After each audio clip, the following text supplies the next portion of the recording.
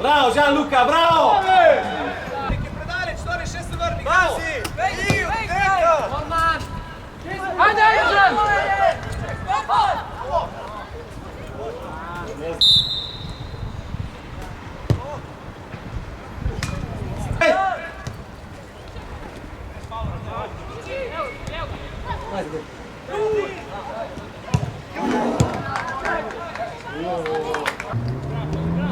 Hej, hej! Bravo!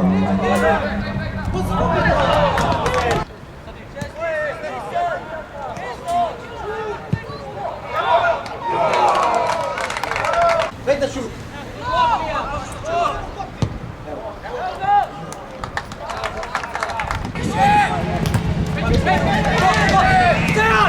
Vasja na njega, Vasja!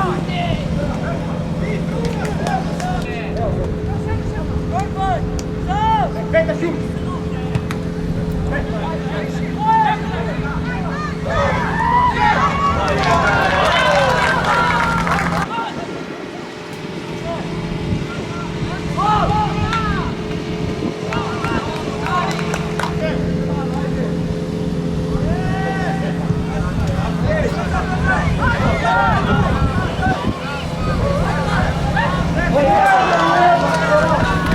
Evo je, va!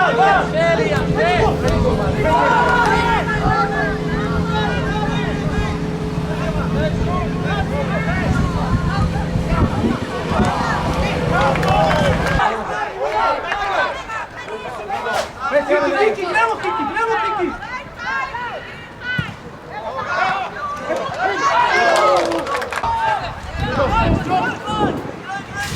Hey, brez faul, ajde! Hej, sam! Hej! Druga! Gol! Druga! Gol!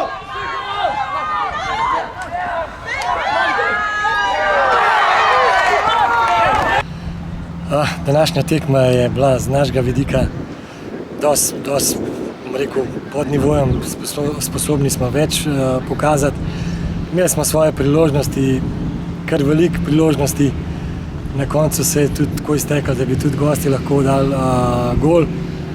Fantom nimam kaj očitati, vendar premalo za današnjo tekmo, tako da bomo mogli na določenih delih faze igre popraviti določeno zadevo, ampak gremo, prvenstvo je dolgo, točka je naša, gremo naprej, pa bomo videli, kaj bomo.